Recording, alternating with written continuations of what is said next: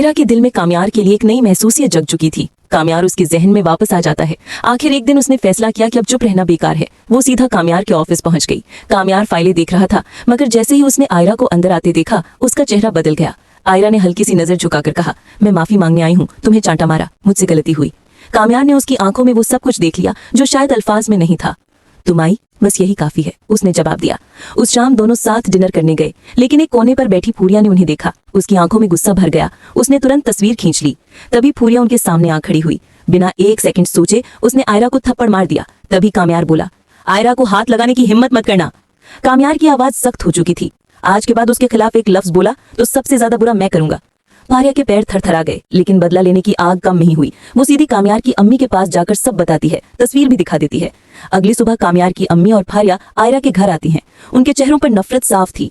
तुमने कहा था तुम्हें काम्यार में कोई दिलचस्पी नहीं, काम्यार की अम्मी ने सख्ती से कहा। फिर आयरा तुम उसके साथ डिनर कर रही थी? आयरा चुप रही, घर की इज्जत और अपनी तकदीर के बीच फंसी हुई।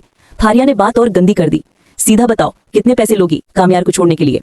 आयरा ने बस हल्की सी नजर उठाई और वहां से चल दी। आंसू उसकी आंखों के कोने तक आ चुके थे। आयरा के अब्बू इरफान ने सब सुन लिया। आयरा की शादी इसी महीने होगी, उन्होंने फैसला सुना दिया। जब काम्यार ने यह खबर सुनी, उसका सब्र टूट गया। इश्तियाक ने कहा, आयरा की मंगनी तय हो गई है। काम्यार ने बिना वक्त जाया किए मौलवी साहब को लिया और आयरा के घर पहुंच गया। दरवाजा आयरा का भाई खोलता है। काम्यार ने सीधा कहा, मैं तुम्हारी बहन से निकाह करने आया हूँ। घर वाले गुस्से से भड़क उठते हैं। इरफान फौरन आते हैं और बिना बहस किए काम्यार को पुलिस के हवाले कर देते हैं। पुलिस स्टेशन की ठंडी कुर्सी पर बैठा काम्यार सिर्फ एक बात बार बार कह रहा था, अगर आयरा मेरी ना हुई तो मैं जिंदा नहीं रहूंगा। उसके अब्बू पुलिस स्टेशन आकर ये सुनते हैं और उनका रंग उड़ जाता है। उसकी दादी ने बेचैनी से उसका हाथ पकड़ लिया। हम जाएंगे, रिश्ता लेकर जाएंगे, उन्होंने कहा। अगली ही सुबह काम्यार का पूरा घर आयरा के घर पहुंचा। इज्जतों से, सच्चाई से, सच्चे दिल से बात रख दी गई। इरफान ने उनकी बात सुनी, फिर हल्का सा सर झुकाकर कहा, पहले फलक की शादी होगी, फिर आयरा की। निकाह का दिन आ गया। आयरा